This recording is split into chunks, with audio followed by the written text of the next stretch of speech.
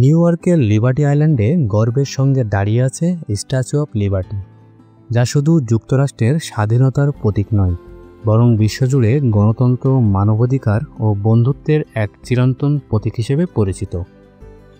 ফ্রান্সের জনগণের পক্ষ থেকে 1886 সালে যুক্তরাষ্ট্রকে উপহার হিসেবে দেওয়া এই বিশাল নিওক্লাসিক্যাল ভাস্কর্যটি আমেরিকার স্বাধীনতার শতবর্ষপূর্তির স্মৃতিচিহ্ন এবং দুই দেশের বন্ধুত্বের নিদর্শন।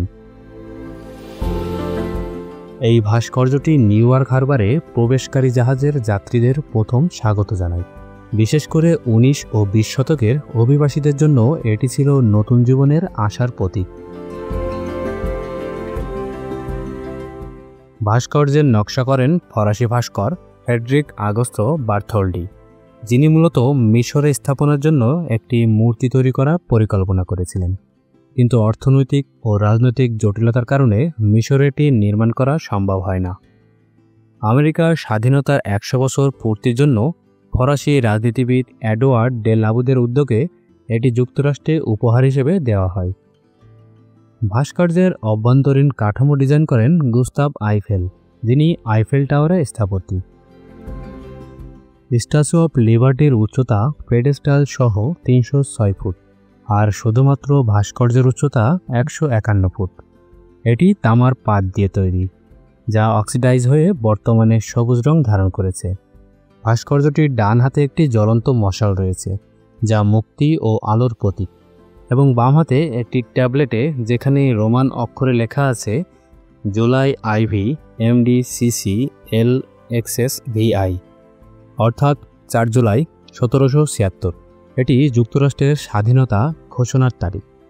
মাথায় 7টি কাঁটা বিশিষ্ট মুকুট, যা 7 মহাদেশ ও 7 সমুদ্রের প্রতীক, আর পায়ের কাছে ভাঙা শিকল ও হাতকড়া দাসত্ব থেকে মুক্তির বার্তা বহন করে।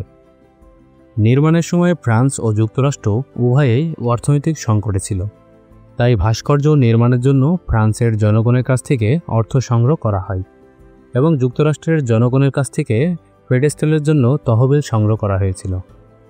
যুক্তরাষ্ট্রে প্রথমে তেমন সাড়া না পাওয়ায় নিউ ইয়র্ক ওয়ার্ল্ড পত্রিকার সম্পাদক জোসেফ পুলিৎজার তহবিল সংগ্রহে গুরুত্বপূর্ণ ভূমিকা পালন করেন।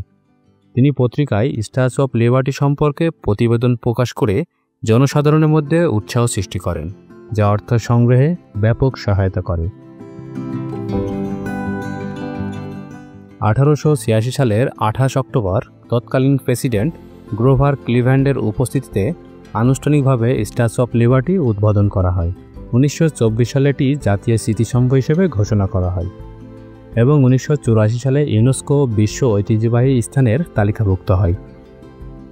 এই ভাস্কর্যটি শুধু স্থাপত্যের নিদর্শন নয়, এটি লাখো অভিবাসী ও পর্যটকের কাছে আশার প্রতীক হিসেবে বিবেচিত। ঘন্টায় 80 কিলোমিটার বেগে ঝোড়ো বাতাসে ভাস্কর্যটি সামান্য নড়াচড়া করে, যা এর স্থির স্থাপকতা ও প্রকৌশল দুর্দান্তর প্রমাণ। বর্তমানে স্ট্যাচু অফ লিবার্টি মিউজিয়ামও রয়েছে, যেখানে এর ইতিহাস ও বিভিন্ন ঐতিহাসিক উপকরণ সংরক্ষিত আছে। সংক্ষেপে, স্ট্যাচু অফ লিবার্টি হল স্বাধীনতা, সাম্য ও মানবাধিকারের এক চিরন্তন প্রতীক,